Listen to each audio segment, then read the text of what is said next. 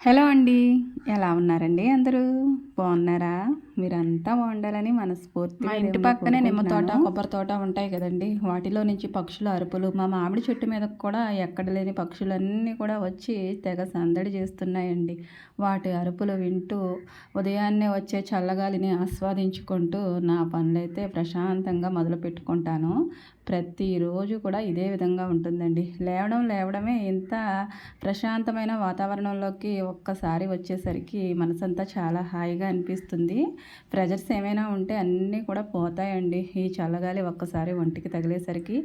ఇంకా పక్షుల అరుపులు అంటారా, వాటిని రాగాలు ఏ పిచ్చుక అరుస్తుందో, ఏ చిలుక అరుస్తుందో, ఏ గోరువంక అరుస్తుందో కూడా అర్థం అవ్వక మా అబ్బాయి అయితే ఆ చెట్టు వంక అయితే చాలాసార్లు అలానే చూస్తూ ఉంటాడు. ఒక్కోసారి తోటకేసి ఎన్ని పక్షులు అరుస్తూ ఉంటాయండి.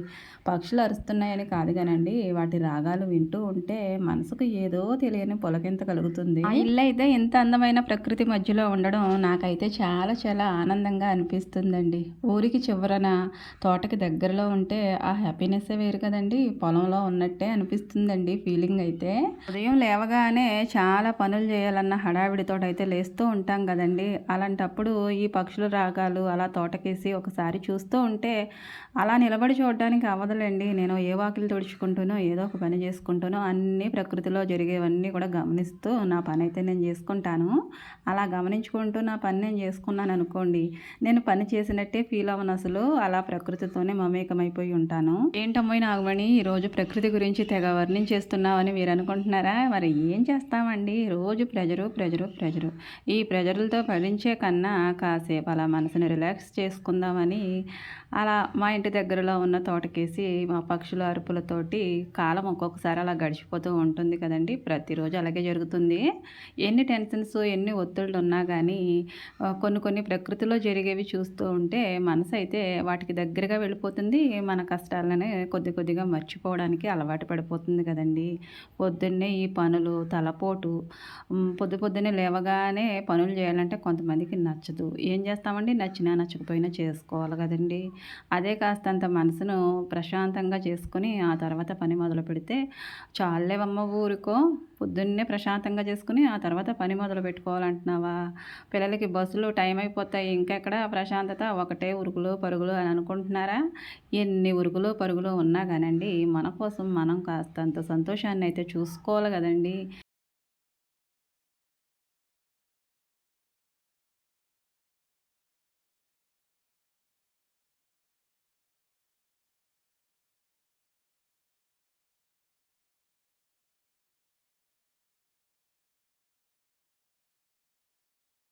మనల్ని ఎవరు కూడా సంతోషంగా ఉంచాలని పొద్దున్నే అనుకోరు కదండీ. కానీ ప్రకృతిలో జరిగే వింతలు చూస్తూ ఉంటే ఎవరు కూడా మనల్ని నవ్వించనవసరం లేదు, సంతోషపెట్టనవసరం లేదండి. మంచి మాటలు కూడా చెప్పనవసరం లేదు. ఒక్కసారి అలా ఆకాశంలోకి చూసినా, మన పక్కనే ఉన్న ప్రకృతిలోకి చూసినా మనసుకు తెలియని ఏదో సంతోషం అయితే కలుగుతుందండి. అంతే కదండోయ్! ఇంట్లో అందరూ ప్రశాంతంగా ఉండాలంటే ముందు మనం ప్రశాంతంగా ఉండాలి కదండీ.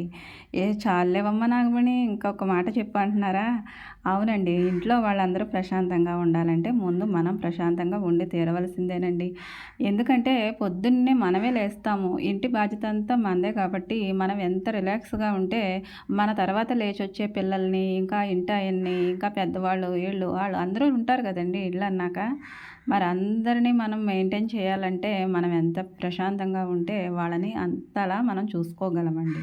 అంతేగాని ఉరుకులు, పరుగులు, చిరాకు ఇవన్నీ ఉంటున్నాయనేసి మనకున్న పనుల టెన్షను, ఒత్తిడి, ఇంకా పనవ్వలేదు, బస్సులొచ్చేస్తాయి, పెద్దవాళ్ళని చూసుకోలేదన్న కంగారులోనూ మనం ఎవరిని చూసినా నవ్వు రాదు. ఆ టైంలో మనకి సంతోషంగా అనిపించదండి. మన పనుల టెన్షన్ మనకుంటుంది.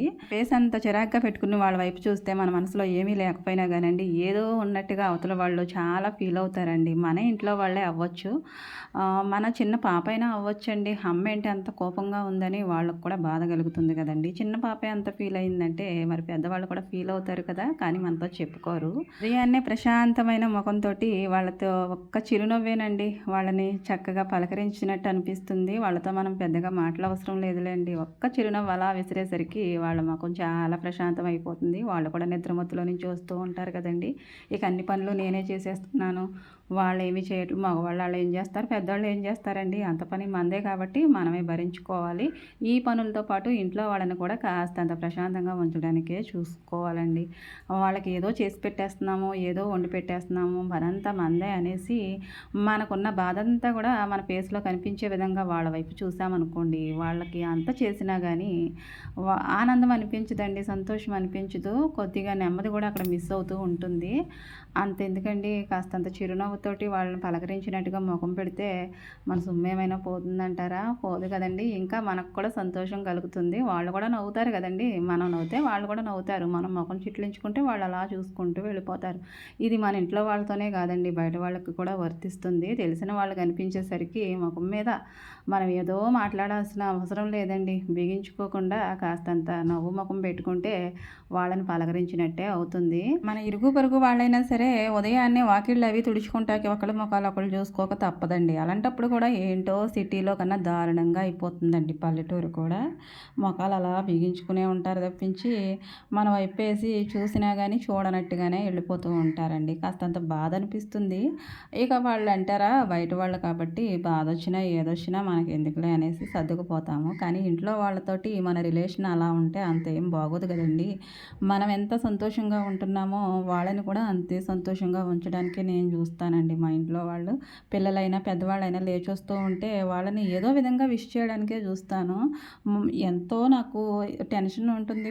పొద్దున్నే పిల్లల్ని కూడా రెడీ చేసుకోవాలి, ఇంకా చాలా పనులు ఉంటాయి కదండి. ఇవన్నీ ఉన్నాయనేసి నా చిట్టుతల్లులు అలా లేచొస్తూ ఉంటే ముఖం అలా మొరాయించుకొని ఉండడం నాకు ఎంత మాత్రం ఇష్టం ఉండదండి. చక్కగా చిరునవ్వుతోటి నేను విష్ చేస్తాను. పిల్లలకి తెలుసు ఆ విషయం. అందరూ ఏ విధంగా వాళ్ళ పిల్లల్ని విష్ చేస్తారు అనేది ఒక అమ్మగా అందరికీ తెలియాలి కదండి. తెలుసు, కొంతమంది అలా విష్ చేస్తూ ఉంటారు, పిల్లల్ని చాలా గారాబం చేస్తూ ఉంటారండి. కానీ రోజంతా కూడా పిల్లలతో మనం చాలా హ్యాపీగానే ఉంటామండి. కానీ ఉదయాన్నే ఎటువంటి వాతావరణం వాళ్ళకి మనం ఇస్తున్నాం అనేదే ముఖ్యం కదండి. ఇంకా ఒక చిరునవ్వు, ఒక ప్రశాంతమైన వాతావరణం వాళ్ళకి కనిపించేలాగా మనం చేయాలంటే ముందు మన ముఖం చాలా ప్రశాంతంగా ఉండాలండి. వాళ్ళకేసి ఒక చిరునవ్వు నవ్వేమనుకోండి, వాళ్ళ యొక్క బద్ధకం అంతా పోగొట్టేసుకుని వెంటనే రెడీ అయిపోతారు. అలా కాకుండా మనం ఏదో చిరాకులో ఉండి వాళ్ళని లేచినా కానీ పట్టించుకోనట్టు చూచి చూడనట్టు ఉంటాం చూడండి, వాళ్ళు అక్కడే కూర్చొని ఇక దేనికో దానికి పేచి పెట్టడానికే చూస్తారు.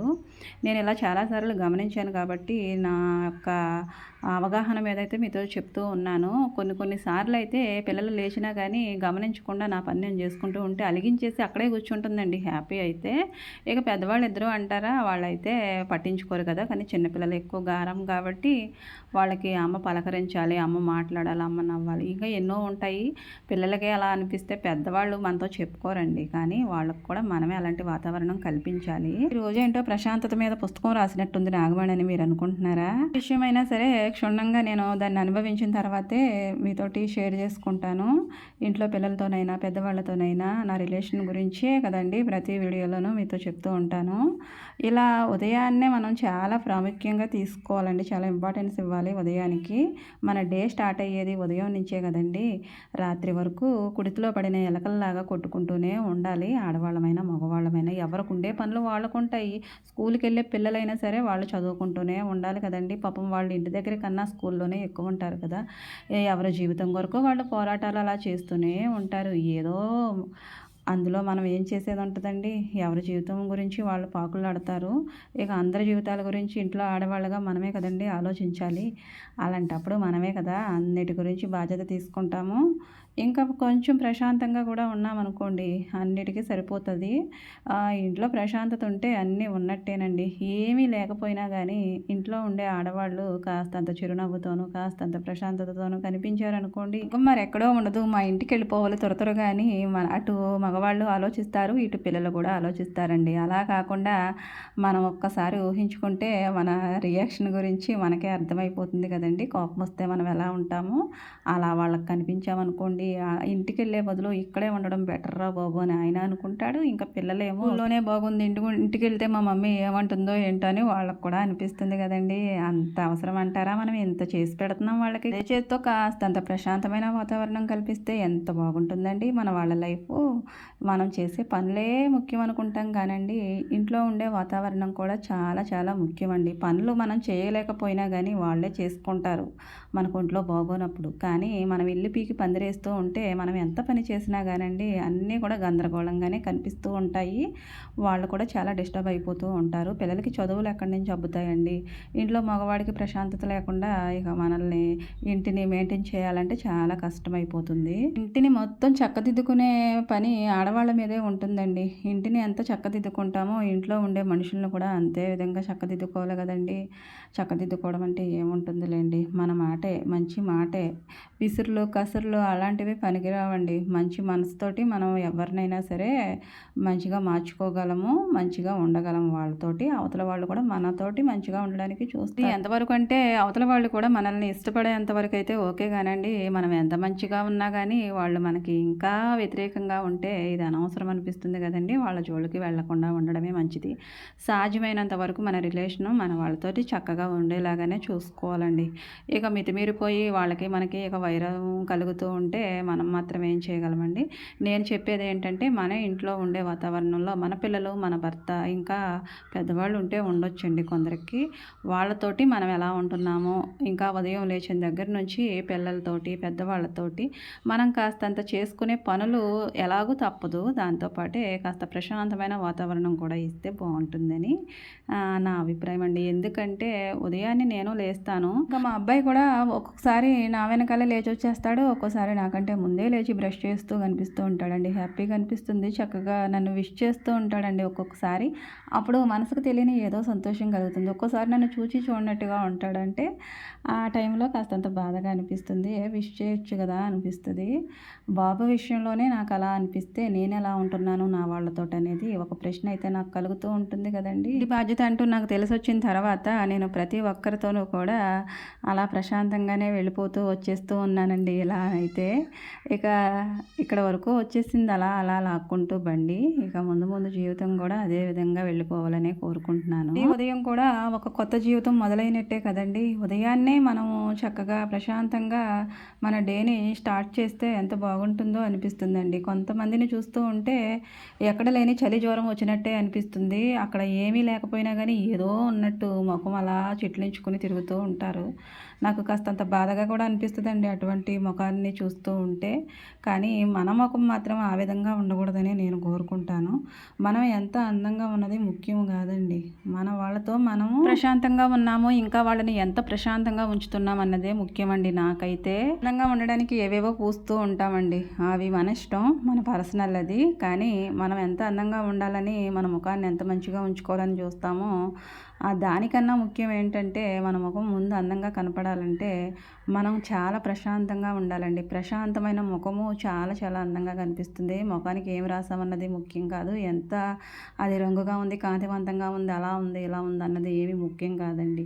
మన చిరునవ్వు, ఇంకా మన ముఖంలో కనిపించే ప్రశాంతతే మనము ఎలా ఉన్నా కానీ అవతలి వాళ్ళకి అందంగా కనిపించేలా చేస్తుందనేది నా అభిప్రాయం అండి. ఎన్ని పనులున్నా, ఎంత ప్రెజర్ ఉన్నా, ఎంత ఒత్తిడి ఉన్నా కానండి నేను సాధ్యమైనంత వరకు చాలా ప్రశాంతంగా ఉండి పనులన్నీ చేసుకుంటాను. ఇంకా నా వాళ్ళని కూడా ప్రశాంతంగా ఉంచడానికే చూస్తానండి. ముందు మనం ప్రశాంతంగా ఉంటే వాళ్ళు కూడా ఆటోమేటిక్గా ప్రశాంతంగా అయిపోతారు కదండి. నా పనులన్నీ కూడా చాలా ప్రశాంతంగా ముగించేశానండి. ఇంకా బట్టలు ఉతకడం ఒకటే ఉంది. ఇంకా దానికంటే ముందైతే పనస గింజలు ఉన్నాయండి, వాటితోటి కూర వండుదామనేసి బట్టలను అయితే ప్రజెంట్ అలా పోస్ట్పోన్ చేసి ఈ కూర సంగతి చూస్తూ ఉన్నాను. పప్పుచారు ఆల్రెడీ తాలింపు పెట్టేశాను కదండి, పిల్లల్ని కూడా పంపించేశాను. మధ్యాహ్నం అవ్వస్తుంది. ఇంకా నేనైతే ఈ గింజలు కూర వండుదామనేసి వీటిని ముందుగా అయితే పైన పొట్టు ఉంటుంది కదండి, పనస గింజల పొట్టు చాలా స్ట్రాంగ్గా ఉంటుంది. చాలా ఆరిపోయిన తర్వాత తీయాలంటే అది రాదు. దాన్ని చితక్కొట్టుకుని కచ్చా పచ్చాగా తీసుకుంటారు ఫ్రై చేసుకునే వాళ్ళైతే. ఈ పనస గింజలతోటి వేపుడు కూడా చేస్తారండి, కానీ నేను ఎప్పుడూ చేయలేదు. అమ్మ అయితే కూరే వండుద్ది ఇలాగా. నేను కూడా అదేవిధంగా కూర వండుకుంటాను. ఎప్పుడైనా వండుకుంటానంటే మా వాళ్ళు ఎవరో తినరండి. ఎక్కువగా మనకి ఏదైనా దొరుకుతుందనుకోండి, దానికేసి ఎవరు కూడా ఆసక్తిగా చూడరు.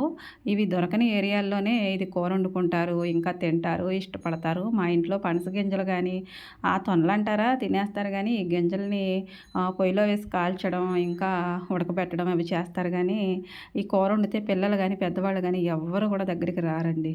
నేను మాత్రమే తింటాను. గింజలను అయితే మధ్యలోకి కట్ చేసుకుని దాన్ని పైన ఉన్న పొట్టు అయితే తీస్తున్నానండి. పొట్టు తీయడానికే ఎక్కువ టైం పడుతుంది. కూర వండడానికి పెద్ద ప్రాసెస్ ఏమీ ఉండదండి. మధ్యకాలంలో అయితే నేను ఈ కూర పోయిన సంవత్సరం అయితే వండాను, మరలా ఈ సంవత్సరంలో వండలేదండి. అంటే పోయిన సమ్మర్లో వండాను అనమాట. మాకు పనసకాయలు ఎక్కువగానే దొరుకుతాయి, చెట్టు ఉంది. ఇదివరకటి నుంచి కూడా పనస చెట్లు అనేవి మాకు ఉన్నాయి, మాకు దొరుకుతాయి. ఈ విధంగా అయితే పొట్టు అంతా తీసేసుకుని మధ్యలోకి ఇలా 2 ముక్కల్లో అయితే కట్ చేసుకున్నానండి. అలా ఇంకొక చిన్న చిన్న పీసెస్ లాగా అయితే కట్ చేసుకోవచ్చు, కానీ నేనైతే ఇలా మధ్యలోకి మాత్రమే కట్ చేసి వదిలేసాను. దీన్ని నీట్గా కడిగి పక్కన పెట్టుకున్నాను. ఆ తర్వాత మీడియం సైజు ఉల్లిపాయలు 2 అంటే 2 తీసుకుని ఇంకా 4 పచ్చిమిరపకాయలు కూడా కట్ చేసుకుని ఇవైతే నూనెలో వేయించుకుంటున్నాను. మనము మామూలుగా కూరల్లోకి ఎలా వేసుకుంటామో అదేవిధంగా ఇందులో కొద్దిగా పసుపు యాడ్ చేసుకుని దోరగా అయితే వేయించుకోవాలి. ఇందులో టమాటాలు ఇంకా అల్లం వెల్లుల్లి పేస్ట్ ఇంకా మసాలా అనేవి వేసుకుంటే వాళ్ళు వేసుకుంటారండి, ఇష్టపడేవాళ్ళు. కానీ నేను ఓన్లీ ఈ గింజల్ని మాత్రమే అలా ఉల్లిపాయల్లో మగ్గనిచ్చి దాంట్లో తగినంత ఉప్పు కారం పసుపు వేసేసుకుని అలా దగ్గరికి ఎగరబెట్టేసి దించేస్తానండి. ఇంకా నేను మసాలాలు అలాంటివి వేయను. దీని టేస్ట్ నాకు అలా సహజంగానే నచ్చుతుంది. మసాలాల్లోకి వెళ్తే దీని టేస్ట్ వేరేగా అయిపోతుంది అనేసి మా అమ్మ ఎప్పుడు కూడా ఇదే విధంగా వండుతుందండి. మసాలా వేయదు, అల్లం వెల్లుల్లి పేస్ట్ కూడా వేయదు. మీకు నచ్చితే కనుక వేసుకోవచ్చు ఇష్టపడేవాళ్ళు. ఎందుకంటే పనసపొట్టు కూరలు అవి వండుకునే వాళ్ళు మసాలా వేసుకుంటారు కదా, దీనిలో కూడా అదే విధంగా వేసుకోవచ్చు, కానీ నేను వేయలేదండి. ఉప్పు కారం వేసేసిన తర్వాత ఇక ప్రతి కూరలోనూ కూడా వాటర్ పోసుకుంటాం కదండి, అలాగే ఒక గ్లాసుడు అయితే వాటర్ పోసుకుని మూత పెట్టేసుకుంటున్నాను. దగ్గరగా ఎగిరిపోయిన తర్వాత స్టవ్ ఆపేసుకుంటానండి. ఇక ఇందులో నేను ఏమీ వేయను. ఈ టేస్టే నాకు నచ్చుతుందండి ఇలా దగ్గరికి ఎగిరిపెట్టేసుకుంటే. ఒక సిస్టరు ఎప్పటి నుంచో అడుగుతున్నారు, నేనేమో ఇంట్లో ఎవరూ తినక నా ఒక్కదాని కోసం వండుకోలేక ఇక వండుదాం అనుకుంటే ఒకసారి కాయ అయిపోయింది, వండలేకపోయాను. ఇక ఈసారి కూడా అయిపోయేలా ఉంది, మళ్ళా లేట్ అయిపోతుంది అనేసి వండేసానండి సిస్టర్ కోసం. అయితే నా ప్రాసెస్లో ఇలానే వండుతాను సిస్టర్, మీకు నచ్చితే కనుక ట్రై చేయండి. నేనైతే చాలా దగ్గరగా ఎగిరిపోయిందండి, ఎందుకంటే కాస్త లేట్ అయింది స్టవ్ ఆఫ్ చేయడము. ఇంకాస్త ముందుగా స్టవ్ ఆఫ్ చేసుకున్నా పర్వాలేదు, కాస్తంత గ్రేవీగా ఉన్నా పర్వాలేదండి. నచ్చితే కనుక మసాలా వేసుకోవచ్చు. ఇంకా నాకు కూర వండడం అయిపోయింది, పప్పుచారు తాలింపు అయిపోయింది, భోజనాల టైం అయిపోయింది. చూసారా, బుజ్జమ్మకి నోరు చప్పుడైపోయింది అంటండి. అప్పటికప్పుడు వాళ్ళ డాడీకి ఫోన్ చేసి బిర్యానీ తీసుకురా డాడీ అంటే, ఇక మరి కూతురు తెమ్మంటే మరి కాదనలేరు కదండి, తీసుకొచ్చేసారు. ఇంకా పల్లెటూరు అయినా సరే మాకు ప్రతిరోజు కూడా బిర్యానీ దొరుకుతుంది. ఆ టైం ఈ టైం అని ఏమీ ఉండలేదండి, ప్రతిరోజు దొరుకుతుంది. ఇక అర్ధరాత్రి వరకు కూడా ఇవి అమ్ముతూనే ఉంటున్నారు. ఈ మధ్యన గ్యాస్ కొరత వచ్చినా సరే ఇవి అమ్మడం మానట్లేదండి. ఇక ఏం చేస్తాం, తీసుకొచ్చారు. పిల్లలకి ఇష్టమైంది పెట్టడం కన్నా ఇంకా తృప్తి ఏమి ఉంటుందండి. మా విలేజ్లో చేసినా కానండి 5 స్టార్ హోటల్లో ఎలా ఉంటుందో టేస్ట్ అదే విధంగా ఉంది. పిల్లలకి ఇంకా ఆయనకి ఇంకా కొద్దిగా ఉన్న వాళ్ళకి పెట్టేశాను, కానీ నేనైతే పనస గింజల కూరతోనే కడుపు నిండా హాయిగా తినేసానండి. అందరికీ వడ్డించిన తర్వాత నేను బట్టలు ఉతుక్కున్న తర్వాత వాటిని ఆరేసేసి అప్పుడైతే నేను భోంచేసాను. కుండీ దగ్గర ఇక్కడ కూర్చొని గిన్నెలు తోముతూ ఉంటాను కదండి, ప్రతిరోజు బూడిది సబ్బు నీళ్ళు ఇవన్నీ వెళ్ళిపోతే అక్కడ నాచు పట్టేసి ఒక 10 రోజులకి కూడా ఇలా జారిపోయినట్టు అయిపోతుందండి. పిల్లలు తెలియక సడన్గా వెళ్ళిపోతూ ఉంటే పాపం జారిపోతున్నారు. ఇక అందుకని నాకు పద్దాక కూడా ఇలా బ్లీచింగ్ వేసే పని అయితే ఉంటుంది. ఎంత బ్లీచింగ్ వేసి రుద్దినా సరే ఒక వారానికి మరలా నాచు కట్టేసి అక్కడ చూడడానికి అంత బాగుండట్లేదు, ఇంకా మనుషులు కూడా జారిపోవడానికి అయిపోతుందండి. ఇక అందుకని నేను అంత మాను కూడా ఇక్కడ బ్లీచింగ్ వేసిన దాన్ని వేసినట్టే ఉంటున్నాను. ఇంకా కుండీ దగ్గర అటు సైడ్ అయితే వేయలేదు, కానీ ఇక్కడైతే బాగా నాచుగా అనిపించిందండి. ఇక అందుకని వేసేసి చీపురుతోటి అలా రుద్దేశాను మొత్తం అంతా కూడా. ఇది సాయంత్రానికల్లా తినేస్తుంది కదా, ఆ తర్వాత కడిగేయచ్చని ఉంది ఇలా కొద్దిగా తడి వండిచ్చి తడి మీద అలా రుద్దితే అక్కడున్న నాచు అంతా తినేస్తుంది. మామిడి చెట్టు కింద చల్లదనానికి ఈ నాచు మొత్తం అంతా ఇలా పట్టేస్తుందండి. మామిడి చెట్టు కింద ఎంత చల్లగా ఉంటుందో చెప్పనవసరం లేదు కదండి. అత్తయ్య గారు అక్కడే కూర్చొని ఈయనలైతే తీస్తూ ఉన్నారు, మామయ్య గారు కూడా పక్కనే కూర్చున్నారు. ఇలా ప్రతిరోజు కూడా నా డే అనేది చాలా ప్రశాంతంగా మొదలు పెట్టుకుంటాను. మా ఇంట్లో వాళ్ళతో కూడా చాలా ప్రశాంతంగా ఉంటుందండి నా రిలేషన్ అయితే. పనులు కూడా మరి ప్రశాంతంగానే ముగిసిపోతాయి కదండి. అలా ఉంటే వీడియో కనుక నచ్చితే తప్పకుండా లైక్ చేయండి. అలాగే కొత్తవారు ఎవరైనా చూస్తున్నట్లయితే నా ఛానల్ని సబ్స్క్రైబ్ చేసుకొని సపోర్ట్ చేయండి. Thank you for watching.